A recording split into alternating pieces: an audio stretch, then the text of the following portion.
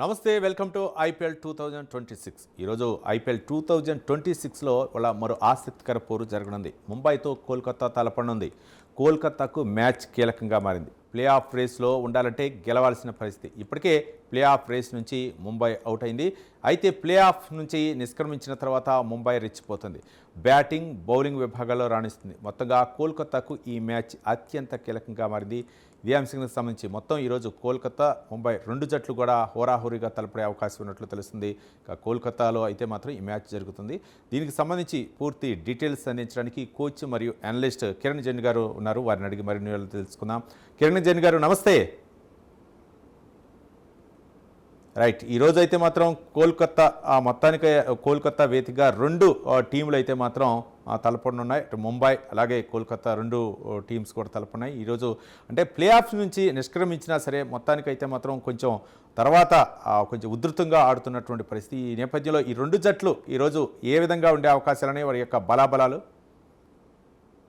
రెండు జట్లు బాగున్నాయి. కాకపోతే కేకేఆర్కి ఖచ్చితంగా గెలవాల్సిందే. రెండు మ్యాచ్లు గెలవాలి, వీళ్ళు రెండు మ్యాచ్లు గెలవాలి. అక్కడ పంజాబ్ కింగ్స్ మరియు ఆర్ఆర్ రెండు ఓడిపోవాలి.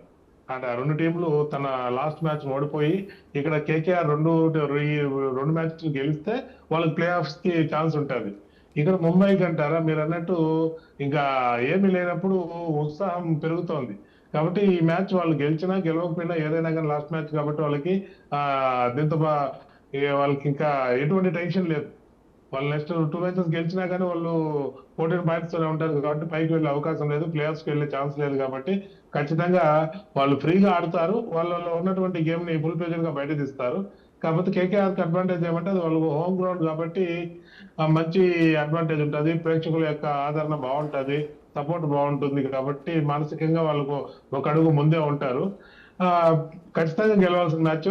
ఈ పిచ్ పైన టాస్ గెలిస్తే ఖచ్చితంగా మనం లాస్ట్ 3 మ్యాచెస్ చెప్తూనే ఉన్నాం, టాస్ ఓడితే టాస్ గెలిస్తే ఖచ్చితంగా ఫీల్డింగ్ తీసుకుంటారు. ఫీల్డింగ్ తీసుకుంటేనే హెవీ డ్యూ ఉంటుంది కాబట్టి సెకండ్ దీంట్లో మంచి ఛాన్స్ ఉంటుంది గెలవడానికి. లేదు ఫస్ట్ బ్యాటింగ్ వచ్చింది, ఫస్ట్ బ్యాటింగ్ వస్తే 200 ప్లస్ 220 ప్లస్ స్కోర్ కన్నా 220 మినిమం 220 చేయగలిగితే గెలవడానికి అవకాశం ఉంటుంది. 180 190 పెద్ద స్కోర్ కాదు ఈ గ్రౌండ్ లో. ఎందుకంటే గ్రౌండ్ బౌండరీస్ వచ్చి 64 మీటర్స్ స్క్వేర్ లెగ్ కవర్స్ లో ఉన్నది. పాయింట్ లో 64 మీటర్స్ అంటే చిన్న గ్రౌండ్ లెక్క నేను చెప్పొచ్చు అనమాట, చిన్న గ్రౌండ్ అని చెప్పుకోవచ్చు. మా బౌండరీ లైన్ చిన్నగా ఉంటది, స్ట్రైట్ కూడా 74 మీటర్స్ కాబట్టి ఆరాంగా మా అవలేలుగా బౌండరీ సిక్సర్లు కొట్టచ్చు. సెకండ్ బ్యాటింగ్ ఎప్పుడు అడ్వాంటేజ్ ఏమంటే డ్యూ ఉంటుంది కాబట్టి బంతిలో స్వింగ్ ఉండదు, బ్యాటింగ్ ఈజీగా వస్తుంది కాబట్టి భారీ షాట్లు కొట్టడానికి అడ్వాంటేజ్ ఉంటుంది ఖచ్చితంగా. కాబట్టి ఖచ్చితంగా వీళ్ళు ఎవరు టాస్ గెలిచినా కానీ చేసింగ్ వెళ్తారని అనుకుంటున్నారు. కాకపోతే ముంబైకి అయితే వాళ్ళకు ఛాన్సెస్ అంటే మ్యాచ్ పైన ఇది లేదు కాబట్టి మంచి బ్యాటింగ్ ప్రాక్టీస్ కావాలా, లేదంటే మంచి మనము రికార్డ్స్ ఏదైనా క్రియేట్ చేయాలనుకుంటే ముంబై అయితే టాస్ గెలిస్తే ఫస్ట్ బ్యాటింగ్ తీసుకుంటారు. మా ముంబై ఇండియన్స్ తీసుకొని భారీ స్కోర్ కొట్టడానికి ట్రై చేస్తారు. ఒకవేళ వాళ్ళకి మ్యాచ్ గెలిచినా ఓడిన పెద్ద ఫరక్ ఉండదు కాబట్టి ఒక 230 240 అట్లా స్కోర్ చేస్తే ఆ టీం పైన ఇంప్రెషన్ ఉంటుంది. వెళ్తూ వెళ్తూ మంచిగా ఆడినారనే ఒక ఫీలింగ్ కలుగుతుంది కాబట్టి వాళ్ళైతే దానికే ట్రై చేస్తారు అనుకుంటున్నా ముంబై ఇండియన్స్. కోల్కతా అయితే ఖచ్చితంగా గెలవాలి కాబట్టి చేసింగ్ తీసుకుంటారు.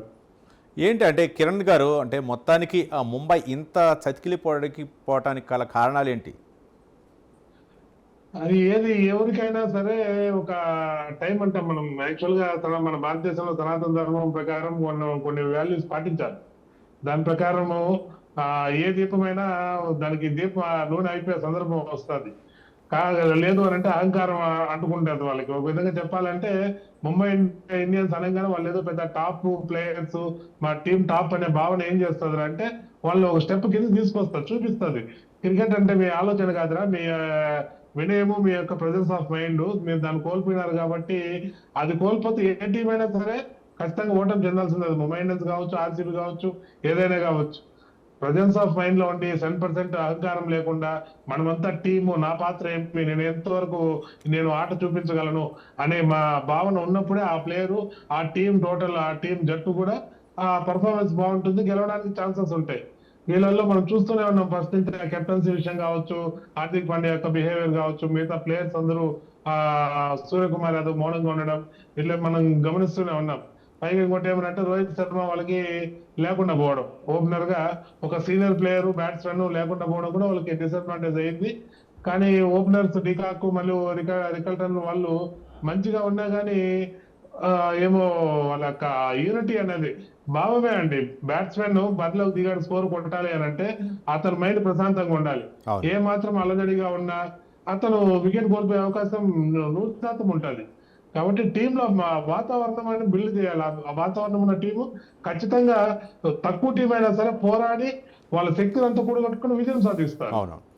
కానీ మొత్తానికైతే ఈ ఓటమికైతే మాత్రం స్వయం కృపారాధమే అనుకోవచ్చా? ఖచ్చితంగా దాంట్లో టీం ఎఫర్ట్ లో అంత మంచి టీం ఉన్నా కానీ ఓడిపోతున్నారు అని అంటే ఇంప్లిమెంటేషన్ లో వాళ్ళు కలిసి పోరాటంలో తప్పు రాంగ్ ఉంది. రైట్. దాన్ని వాళ్ళు సెట్ చేసుకోలేదు, సెట్ చేసే వాళ్ళు లేరు అక్కడ. అవును. ఉండొచ్చేమో వాళ్ళ నాలెడ్జ్ అంతవరకే ఉంది, దాన్ని సెట్ చేయలేకపోయారు కాబట్టి వాళ్ళు ఖచ్చితంగా ఓటమి చెందాల్సి వచ్చింది. రైట్. కిరణ్ గారు, ఈరోజు అంటే కోల్కతా కూడా కీలకమైనటువంటి మ్యాచ్, కంపల్సరీ గెలవాల్సినటువంటి మ్యాచ్ నేపథ్యంలో, హోమ్ గ్రౌండ్ నేపథ్యంలో పిచ్చి ఏ విధంగా ఉండే అవకాశాలను మొత్తంగా ప్లే ఆఫ్లో అంటే ఎంతవరకు కూడా ఒకవేళ కనుక టాస్ కనుక విన్ అయితే మాత్రం ఎంతవరకు స్కోర్ ప్లే ఆఫ్లో కనుక పవర్ ప్లేలో ఎంతవరకు స్కోర్ చేయగలిగితే ఎక్కువగా విన్ అయ్యే అవకాశాలు ఉన్నాయి అనుకోవచ్చు?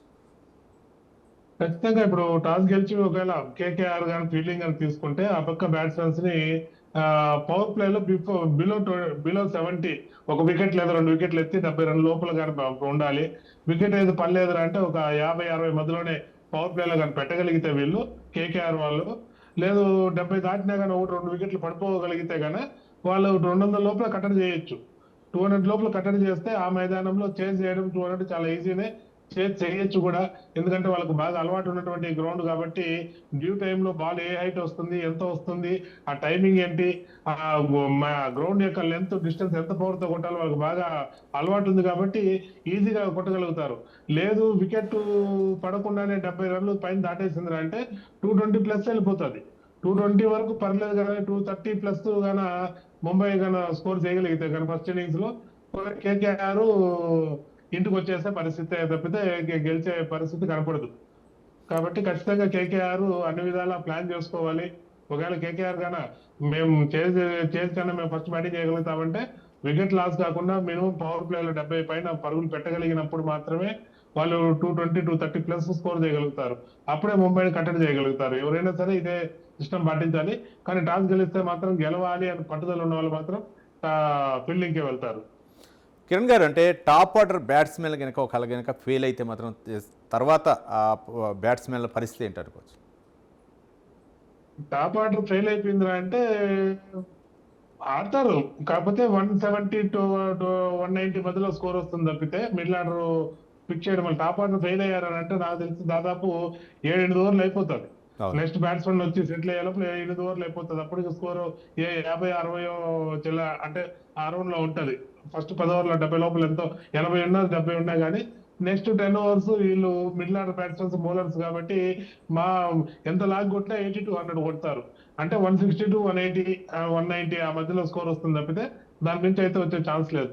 ఎప్పుడైనా సరే టాప్ ఆర్డర్ ఫస్ట్ వికెట్ పడినా 2 వికెట్లు పడినా కానీ ఫస్ట్ 4 లో ఖచ్చితంగా ఒక 70 ప్లస్ రావాలి. ఫస్ట్ 4 నెంబర్లలో ఒక బ్యాట్స్మెన్ 70 ప్లస్ గా చేయగలిగితే అప్పుడు 200 స్కోర్ దాటగలుగుతుంది తప్పితే వేరే ఎట్లా తక్కువ అవుట్ అయినా కానీ 200 ప్లస్ స్కోర్ దాటే ఛాన్సే ఉండదు. అది మిరాకిల్ జరగాలి. రైట్. మొత్తానికైతే ఈ మ్యాచ్ అయితే మాత్రం కోల్కతా విన్ అయ్యే అవకాశాలు ఎక్కువగా ఉన్నాయి అనుకోవచ్చు. కిరణ్ గారు, ఖచ్చితంగా కోల్కతాకి అవకాశం ఉంది, వాళ్ళే విన్ అయ్యే ఛాన్సెస్ కనపడుతున్నాయి. ఎందుకంటే హోమ్ గ్రౌండ్ ప్లస్ ఖచ్చితంగా మంచి టోర్నమెంట్ కూడా మంచి ఊపు రావాలి అని అంటే కోల్కతా ఈ మ్యాచ్ గెలిస్తేనే నెక్స్ట్ మ్యాచ్ కూడా మంచి టైట్ అవుతుంది. ప్లే ఆఫ్స్ కు వెళ్ళేదానికి మంచి హోరాహోరీ కనపడుతుంది. రైట్. థ్యాంక్ యూ కిరణ్ గారు, కోచ్ మరియు విశ్లేషకులు మీ యొక్క అంటే వివరణ ఇచ్చినందుకు. ఎందుకంటే ఈరోజు కోల్కతాకి అయితే మాత్రం కీలక మ్యాచ్. ఈ తరుణంలో ముంబై ఆడినా అంటే తన ప్రయత్నం తను చేసినా చేయకపోయినా సరే మాత్రం కోల్కతాకి అయితే మాత్రం కీలకం. సరే, ఎట్లా ఉంటుందో కొద్ది సేపట్లో మనకు తెలుస్తుంది. థ్యాంక్ యూ అండి కిరణ్ గారు. ఇది ఇవాల్టి ఐపీఎల్ అప్డేట్స్. రేపు ఐపీఎల్ అప్డేట్స్లో మళ్ళీ కలుద్దాం. చూస్తూనే ఉండండి ప్రైమ్ 9 న్యూస్.